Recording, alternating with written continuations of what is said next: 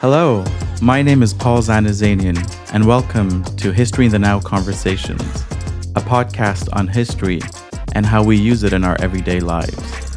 History in the Now Conversations explores how we use history to know who we are, to know how to think and feel, and to know how to engage in our daily routines. History in the Now Conversations examines what history is, what it does, and how we can use it or even should use it in our everyday lives. Today's guest is Bruce Maxwell. Bruce is an associate professor in the Faculty of Education at the University of Montreal, a former humanities teacher at the college level and ethicist by training. Bruce teaches courses on education law, professional ethics, and the history of educational ideas. He has produced a number of written works on these topics, including, most recently, the co-authored book, Professional Ethics and Law in Education, with Diane Gerlach and Christopher Martin, and as co-editor with Lauren Bialstock, the 6-volume series, Foundations of Education, published by Bloomsbury Press, 2023. Professional Ethics and Law in Education was published by Canadian Scholars Press in 2022. Bruce, welcome. Thank you for coming today. Thanks, Paul. It's my pleasure to be here. I'm quite fascinated by the work you do. You work in ethics, you work in history, you work in educational ideas, you work in law, and it's quite a diverse field of topics to be interested in. What unites these different areas of study together, and why do you find them interesting? Yeah, well, there's a combination of factors. I mean, one of the, I guess my teaching profile seems pretty broad, but it's partly just a function of how things panned out in terms of who was available to be responsible for which courses in my department. That said, I mean, the History of Educational Ideas class is a class on the philosophy of education. And I am I self-identify as a philosopher of education as well as an ethicist. What brings them together, I would say, in a way, philosophy of education. I mean, in my work and my teaching, central to everything I do is really thinking about ethical questions as they relate to teacher practice in particular. Can I ask you, what is ethics? Mm-hmm. Well, I mean, there's the kind of academic answer I could give you, or there's the sort of more popular dictionary type definition. I mean, I guess the academic answer is ethics is a branch of philosophy whose central question is what is good. Okay, it's one of Kant's four fundamental questions in philosophy. You know, beyond that, in academic ethics tends to be divided into three different branches. One is meta-ethics, which asks questions about at least in its analytic form that I'm the most familiar with, asks questions about the meaning of terms that are associated with the question of what is good, like what is just, what is right, and so on.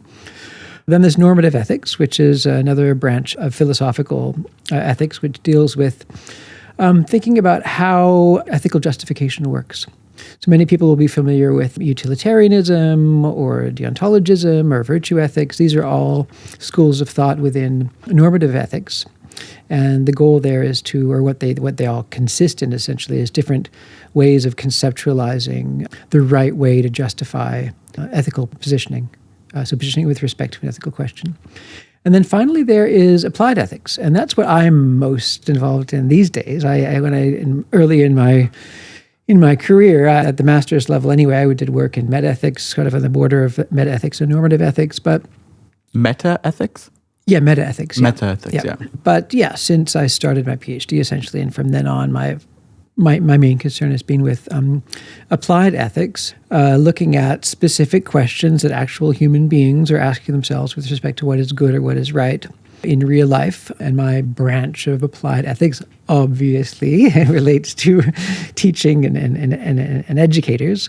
So I really in my work, I try to, as much as I can, I try to identify questions that are meaningful, like live, meaningful questions for teachers, for school leaders.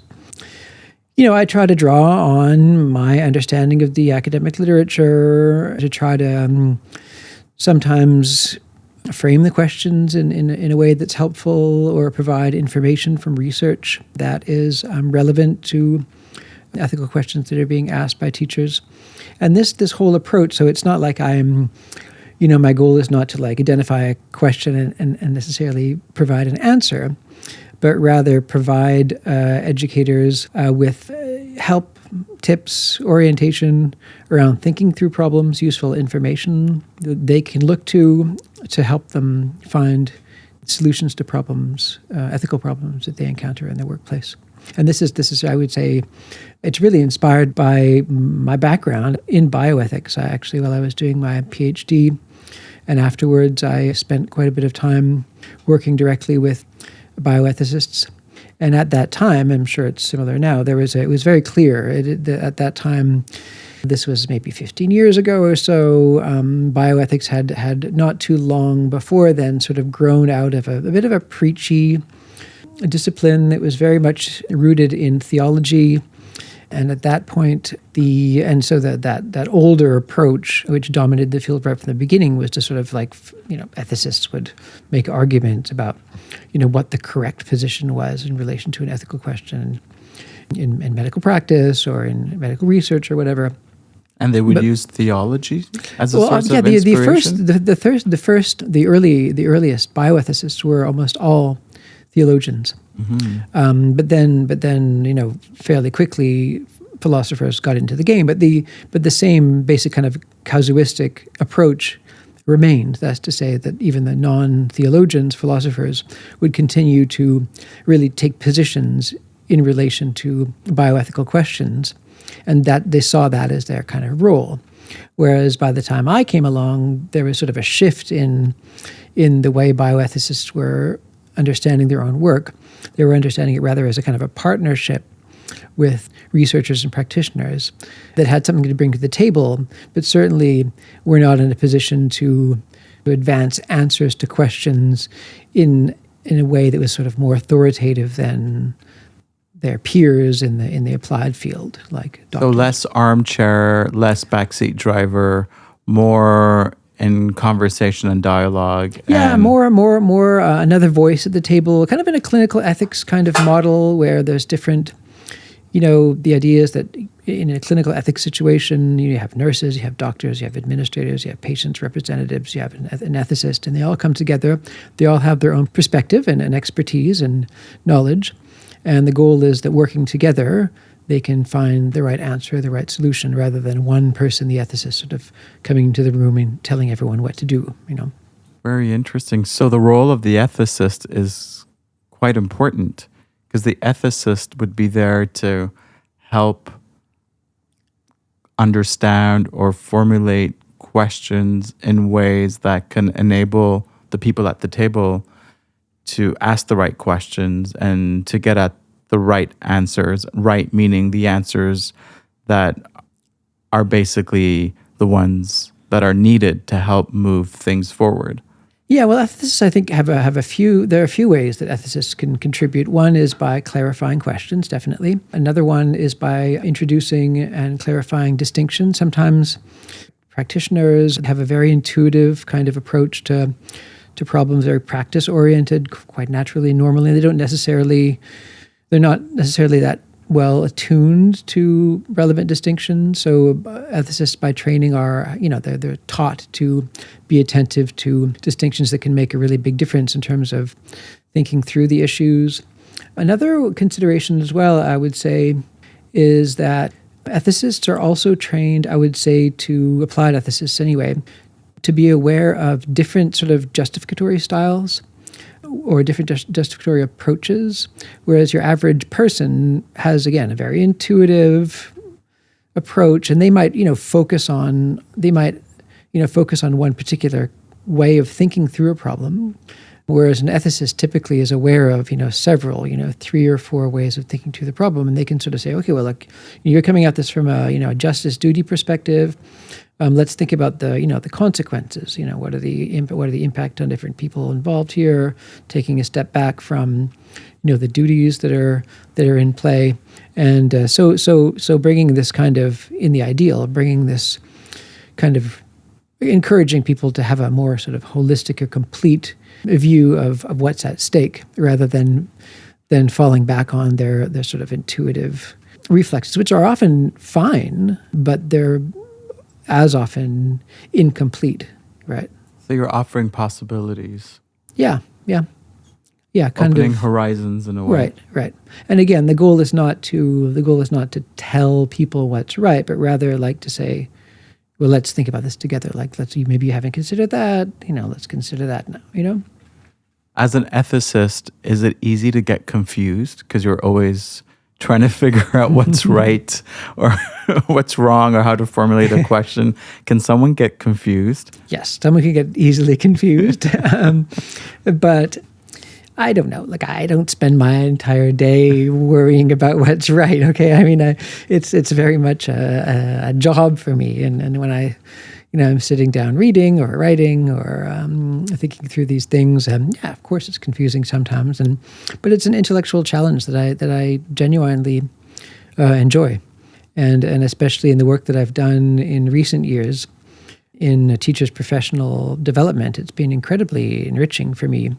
One of my key research themes has been teacher impartiality in the context of teaching and talking about controversial issues. And I've done a lot of professional development work.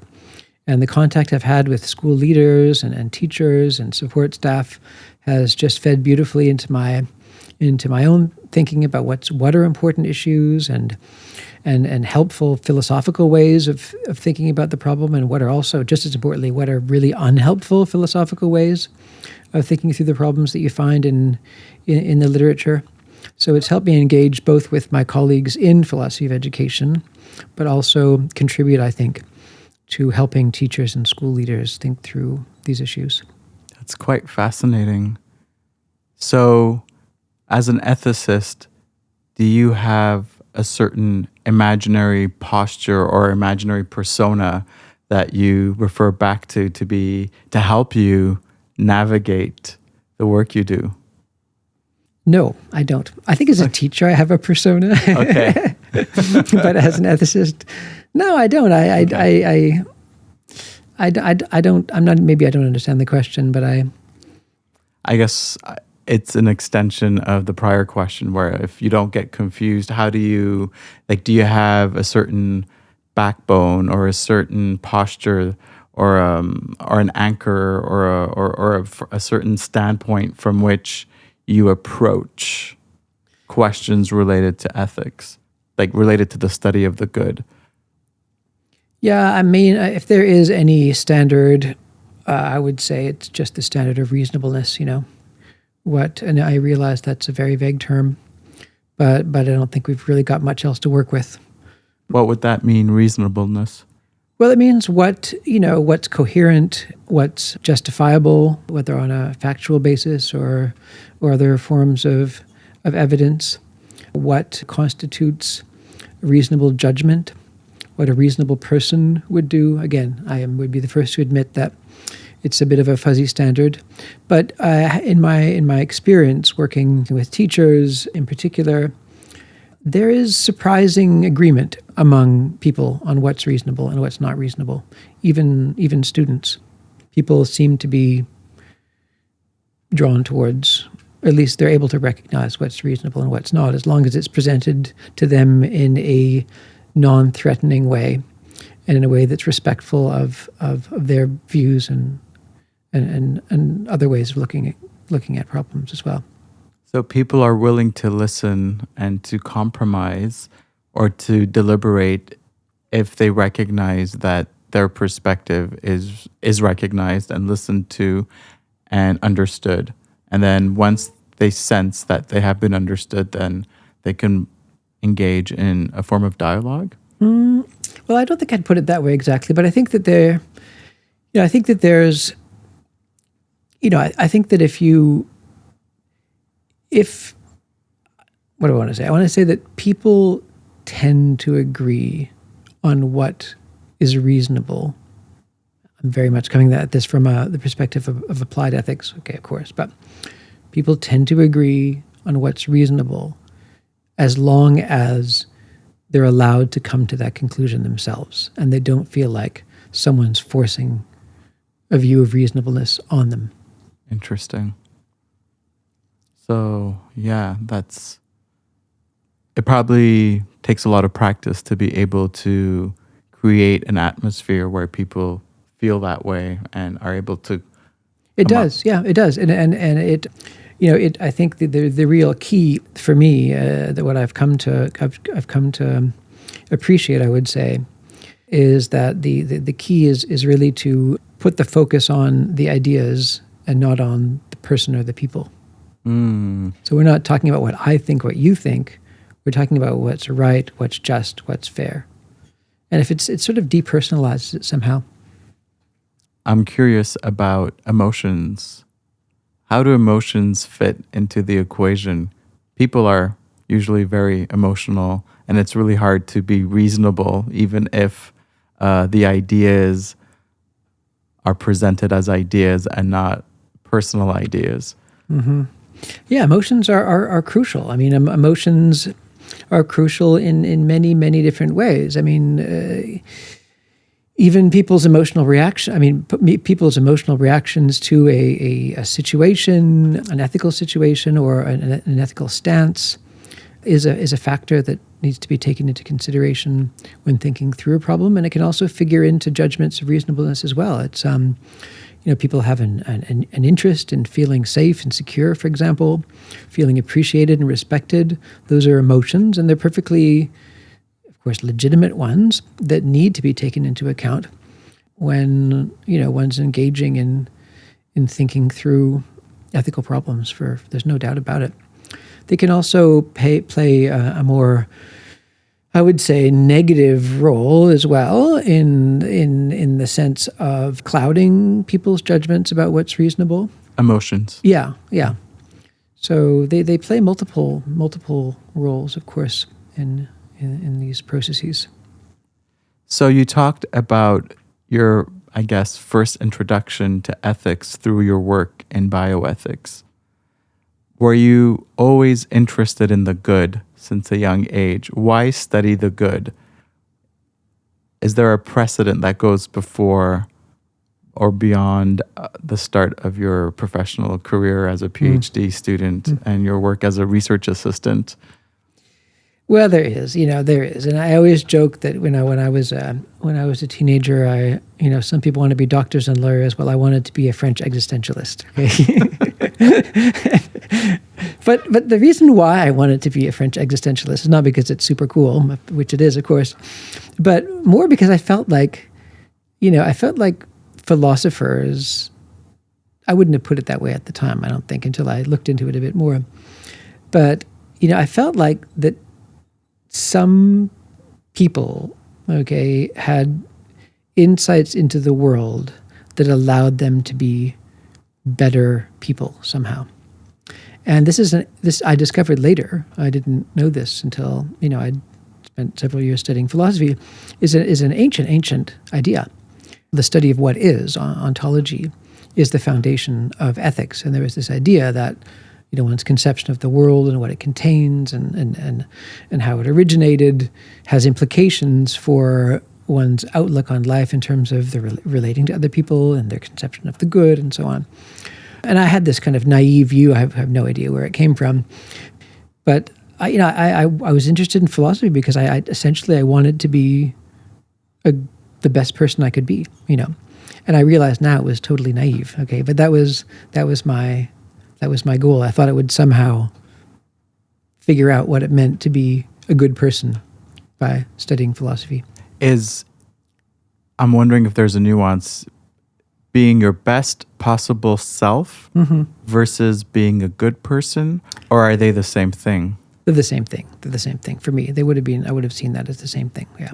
So you're a good person if you are your best possible self. But what if your best possible self is a nasty possible self compared to? Yeah, that would not have been an option. I mean, I think the idea. I think what I so naively believed, is that there's some correct way of looking at the world that applies to essentially everyone, And that if a person as an individual, okay, can come to understand that way of looking at the world, then they will be a good person. Interesting. It wasn't like, oh, I need to be my best me, like it wasn't a subjective understanding of goodness. It was rather like a way human beings are good. Is it somehow like those philosophers who took over the theologians in doing bioethics, where they still had this understanding of what the good was and they were using that as a standard from which to ask questions? I would compare it more to the ancient Greek approach to philosophy. That's to say that, the goal of Stoicism, for example, or what Stoicism is, it's a sort of a complete understanding of the world, right? That has implications, or that in which there are connections between the way one conceptualizes the world and the way one acts within it towards oneself as well as towards other people. And when Stoics or Epicureans, for example, generally, at least in the ancient sense, they wouldn't see it as kind of like, this is my personal philosophy of life or whatever. It's like, this is the philosophy of life, right? This is the correct way of seeing things. And again, I don't necessarily adhere to that anymore, but I'm just telling you your life story. The way that I did when I started on this philosophical path, okay, when I was 15 years old or something. Okay, yeah, I was going to ask you, so this is wow, but even during your teenage years, you were asking all these deep questions. Yeah. That's pretty neat. I don't know if a lot of teenagers ask those kinds of questions. So that's what led you to study philosophy. And then you studied philosophy, and through your studies, you got into bioethics. And how did you get into education? That was just a fluke. I mean, well, yes and no. What happened was, after I finished my master's in philosophy, I did what some graduates in philosophy in Quebec anyway do, is I ended up I got very lucky. I knew someone who was working at a CEGEP, and the connection was the main help from the connection, besides getting a favorable recommendation letter, was that I knew when to apply for these jobs. That there's one course that would open up at the end of the summer or whatever, and that's how I got my foot in the door. And so I started teaching at the CEGEP level. And for listeners who may not know, the CEGEP level, it's kind of like high school, basically. The students are 16, 17, 18 years old. The classes are fairly large and extremely diverse. It was hard. It was really hard. I had no education in anything to do with education or teaching, knew nothing about class management, knew nothing about planning a course, knew nothing about evaluation. It was. You were thrown into the classroom. I was thrown into the deep end. Right? And so that was, I think, that definitely, being, it was just a sort of survival. I mean, I had to start thinking about how to do all this stuff. But at around the same time, I met a philosopher of education from Germany. He was doing his habilitation, which is like a second dissertation at the University of Montreal. I didn't even know there was such a thing as philosophy of education before I met him. But we did a lot of talking, and we talked about his papers. I read some of his papers, and that drew me into it got me interested in the field a little bit. But yeah, when he returned to Switzerland, is where he was from, he got an academic position, and with the academic position came basically paid PhD positions. He offered me a position, and I accepted it. So you went to Europe? I did my PhD in Germany, yeah. Oh, to do your PhD, yes, yes. Oh, very interesting, yeah. That's very exciting. But it was kind of like I was doing my PhD, but I was also working as, there's no exact equivalent here, but it's sort of a cross between a research assistant and a sessional instructor. Okay. So I was an employee a fully fledged employee at the university. It was kind of like a junior faculty position, kind of. Wow. Yeah. So it was like in the 2000s? Yeah, exactly. Oh, very interesting. All right. Let's talk history. Okay. So I'm going to ask you some questions, and these questions emerge from my recent publication, Historical Consciousness and Practical Life, a Theory and Methodology. So I'm really interested in how people use history in their everyday lives. And in this podcast, I look to non-historians, non-professional historians. And so far, I've had the honor of interviewing different academics and college level teachers, and even one entomologist. And we've been talking history to see what history is and what it means to them. What's the first idea or image that comes to mind when you think of history? And why do you think it comes to mind? Yeah, it's kind of probably depressing, but I think of my history classes in elementary school. I went to an Anglican private school. And when I look back at the kind of education I received from the standpoint of today, it looks so colonial. This was I went through elementary school in the 1980s and in Vancouver, and the bulk of the historical content that I remember receiving in my history classes in elementary school was about the history of England. History of kings and queens and battles, royal families. So I remember, and I didn't think anything about it. It didn't even occur to me how strange this was, that they were teaching us the history of essentially a foreign country that I had no real affiliation with, as if it was, quote, history. Did you enjoy the stories? There weren't many stories. It was a lot of facts and figures and anecdotes, but no, not that much. No. It felt very dusty. But I think the goal was to sort of create a sense of affinity with this country, with this past. It did succeed to some extent, and until probably I was in my late 20s or 30s. I had this dream of going to England and studying at a university, like a quote real university, and living there. So I think that there was this socialization process was to some, and that the history classes were part of that, was to some extent effective. So it wore off after a while. It wore off, yeah. So the first idea or image is that history classroom in elementary school that you found kind of dusty. Not the classroom, but the topic, like the subject matter was dusty. Like the history was something that didn't inspire you that much. What's your earliest memory of your connection to history? Does it still go back to that classroom, or do you have another memory of your earliest connection to history?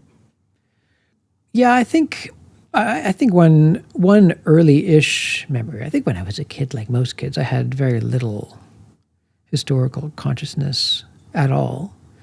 I remember when I studied here at McGill, actually. I did my undergraduate degree here, and as an elective, I took a couple of classes in the history of Canada.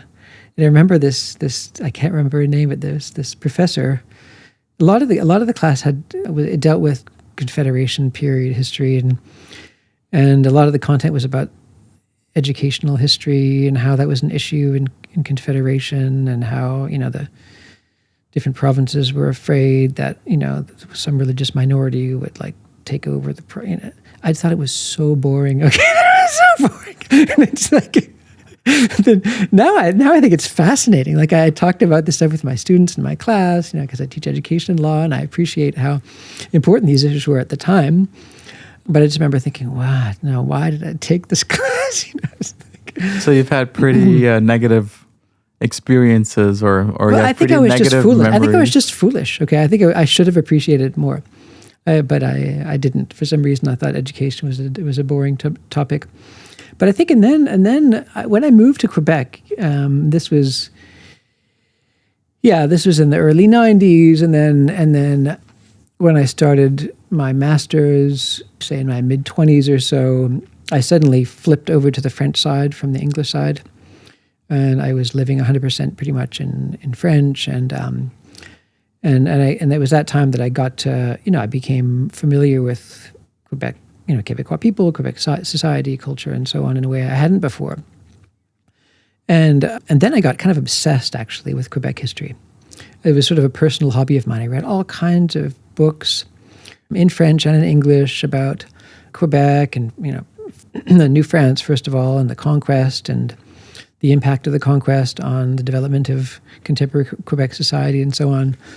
And I think that was a really nice use of history. I think that in a way, I see the importance of history more than anything helping us all.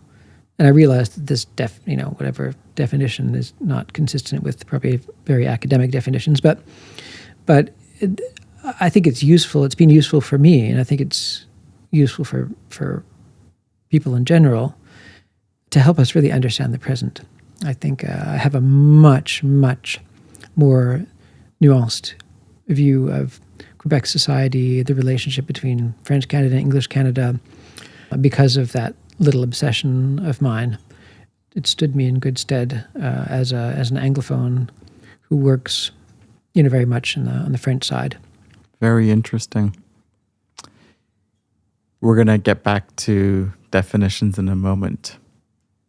Could you please describe a moment in time or an episode in your everyday life or even in your professional life where you had to justify the importance of using history for attaining a goal or making some kind of change? Did you ever have to justify the importance of using history? And what was that justification? I two examples come to mind. One is I have done a lot of work with undergraduate education students who were studying to become ethics and religious culture teachers in rural Quebec. I worked for 10 years in Trois-Rivières, but this kind of attitude is certainly not exclusive to young people in regional Quebec. It's a fairly common thing, not just amongst Quebecers, but among people in general. And that is to say that there is this kind of mythological view that I found widely ascribed to among these students of mine, according to which sort of a mythological us-them kind of dichotomy, this idea that there was this time in the past when Quebec was this sort of pure society where everyone was sort of a white Catholic farmer and the world was this kind of perhaps, controlled by the Catholic Church, but homogeneous and somewhat harmonious. And then at some point in history, all these foreign people came, starting with the English during the conquest, and then the other groups later in the in the 20th century from other parts of the world, and disrupted this harmony, this sort of homogeneous ethnic/cultural harmony. And I, to get the students thinking about the accuracy of that basic assumption, I would point to how Quebec has always been, a very homogeneous society. I mean, right from the very beginning. Homogeneous or? Heterogeneous, sorry, of course. Heterogeneous. Always been a heterogeneous society, diverse society, a pluralistic society. And I think you can't, I don't think there's any way of fully appreciating that if you have a very presentist view of the world. Yeah, that's one example. So basically you used history to help students try to see beyond their pre-given conceptions of what Quebec is or was, and what it should look like. Yeah. And I think one of the examples I gave that the students found, I think, particularly compelling for them. If you look at I'm generalizing extremely here, okay, but as a whole, compared to at least where I grew up in Vancouver and other parts of Canada, where there are Indigenous communities right in cities and pretty much everywhere, whereas everyone understands that there quote used to be Indigenous communities along the St. Lawrence River Valley, which is now populated mainly by Francophone Quebecers. where are these people? Like, did it's like they never realized, like, it's like they just disappeared, or they got pushed away, and then I would sometimes just point out that, like, no, they didn't. Okay, you are them, they are you and you are them. There was a kind of a blending of these cultures and societies that met, and to sort of set Quebecers somehow in opposition to Indigenous people is a horrible historical fallacy and does terrible injustice to these communities. And it's something that persisted until very recently. I know, my own, the mother of my children, she's Francophone Quebecoise, and her grandfather, I've seen photographs of him, and there's no doubt, that he was Indigenous. But it was like something they didn't talk about, something that wasn't recognized. There's a lot of shame in that. Yeah. So that's one example. Another example that I put to as much use as possible in my work is, there's the whole misunderstanding between, generally speaking, Anglophone communities in Quebec and Francophone communities around the whole religious symbols in schools issue. And there's division within the Francophone communities as well, okay? But there are a number of, especially older Francophones, right, who just don't get, why it would be a problem to ask teachers not to wear religious symbols. Like, it's just like, look, it's a secular school. The idea is not to promote religion. Just take off the religious symbols, Okay, maybe there's a rights issue, but that's not the most important consideration. But I know that position is not consistent with respect for basic rights as they're laid out in the Canadian Constitution, almost certainly. But if you look at it from a historical perspective, it does, in a way, make quite a bit of sense. In that, older Quebecers, and I'm talking about people who went to school towards the end of the Quiet Revolution, people 70 years plus at this point, they all went to public schools, if they went to public schools, where the teachers in public schools were nuns and priests, right? And they all wore religious clothes, right? Until 2000, the Quebec French-speaking school boards were controlled by the Catholic Church, as you undoubtedly know. And then after the Vatican II movement, of course, there was an opening up of the Catholic Church. And even though the schools remained under the control of the Catholic Church, these teachers, right, they, of course, non-religious teachers were integrated into the public school system. But the majority of the teachers who were trained as nuns and priests and remained as teachers en masse voluntarily decided to take off their religious symbols. They'd voluntarily decided to stop wearing markers of their religious affiliation in the professional role. In this broader, as this is sort of the story that's told, right? In the broader interest of secularizing Quebec's school system and also making it more welcoming for people who weren't necessarily Catholic. So these teachers, these men and women, 2 generations ago or more now, religious people, right, chose to stop wearing religious symbols. Now, I realize that within each religious tradition, there's different relationships with religious symbols, and all that's very, very important. But from the point of view of many people who don't understand that subtlety and who lived through or heard about this kind of experience, they look at religious teachers today and they say, well, look, why can't you just do like what these guys did, okay? Why is the secular nature of our public school system less important to you than your affirmation of your religious identity? And the reference point is this experience that they had. Now, I'm certainly not saying that makes the position right? But it certainly goes a long way to helping understand that position, for me anyway. Very interesting. It does bring in a perspective that not a lot of people are aware of. So now I'd like you to offer me an understanding of what history is, based on what you said. I think it's it's seeking an understanding of the past in order to better understand the present. And I would add, make informed decisions about the future as well.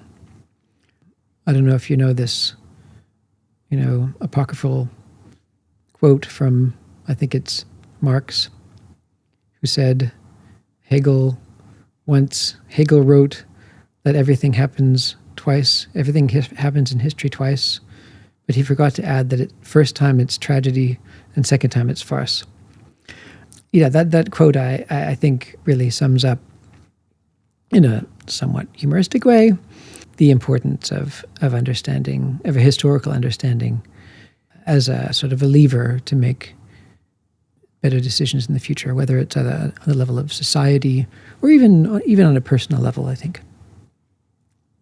So history is a means to comprehend what is going on and to use that to make decisions about how to move forward?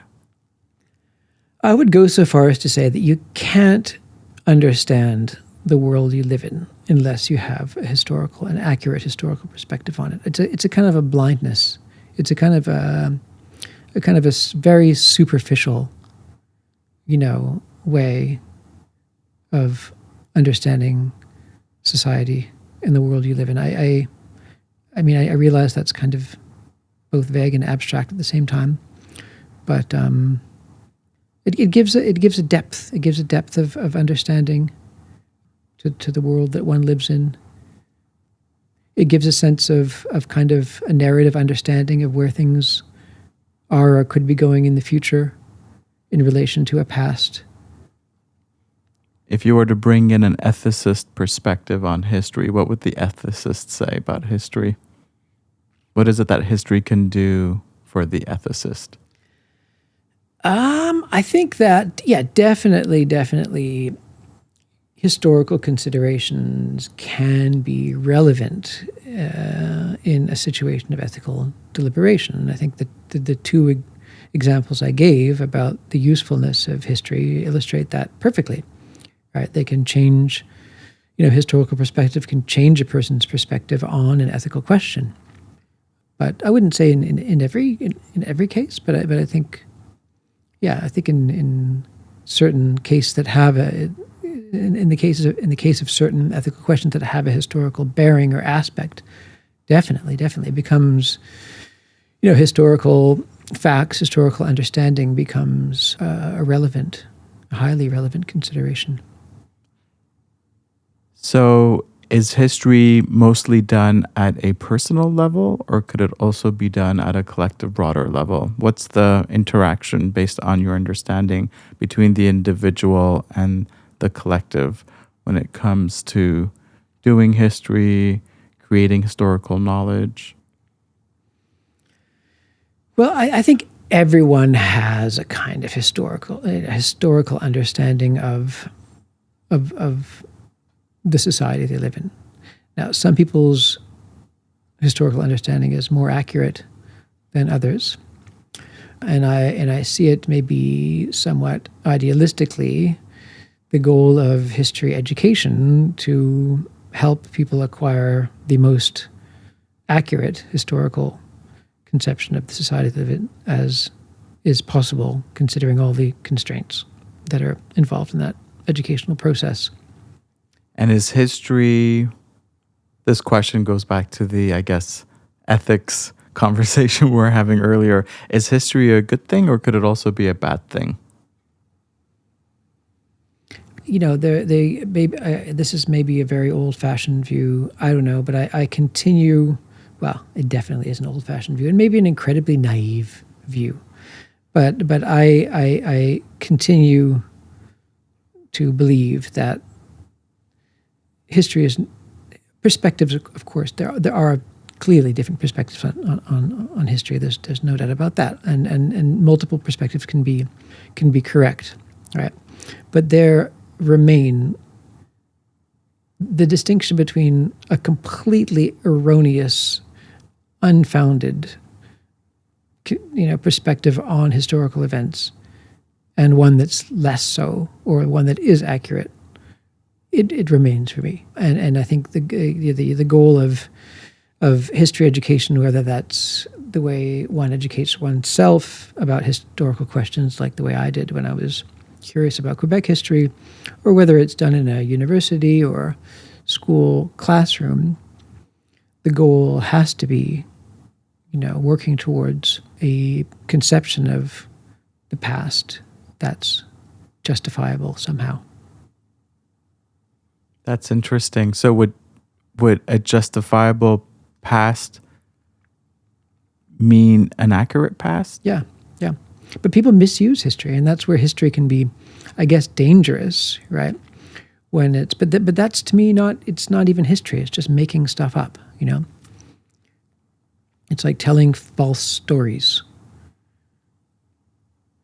So people, and I wouldn't. I guess in a way, one could say that people, telling false history is a kind of a use of history. But I would even hesitate to describe that as history if there's not a basis of accuracy in what's being told somehow. Okay, that is interesting. So politicians who use history, quote unquote, or collective memory or parts of our cultural memory to advance or to mobilize certain sectors of the population, if they're doing it to certain ends that you don't agree with or that people don't agree with. No, rather that if it's not founded, if claims about the past are being made that are not in any way based on evidence or justifiable or truth or whatever. Even if there are different perspectives. Yeah. Okay, so I was just curious about your understanding of the word accuracy and with different perspectives. So there's got to be a certain reasonableness, to use a term that we talked about earlier, to making historical claims about prior times. Right. And that is history, and that's a good use of history. So there's no such thing as a bad use of history. But it's more than just a good use of history. I would say that is a use of history. Because for me, again, maybe I'm just making this stuff up. No, this is very interesting. But if one is using history, for me that implies that it's being done in a responsible and truthful way. If they're appealing to historical elements or whatever that have no or very weak evidential basis, that's not using history. That's just telling lies. Very interesting. Are there any final thoughts you'd like to share? Because I'm really curious about your perspective. I'm wondering how you could expand on it, because it really is a particular perspective. Yeah, it could be particularly erroneous as well. No, there's no such thing or right or wrong. This is how people use history in their everyday lives. That's the theme of the podcast. So, but it's really interesting. I guess the last question I would have is, to what extent does the ethicist in you inform your understanding of what history is? Or is your understanding of history, because we did talk a little bit about ethics just now, and we did talk about good and bad and right and wrong. I'm just curious about whether your understanding of what history is and what it can do is informed by your background in philosophy and ethics, or is this a perspective that goes beyond that?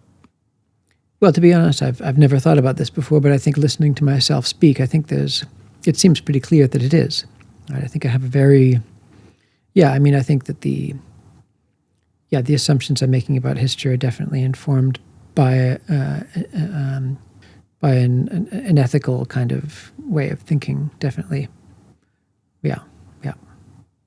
So this whole idea of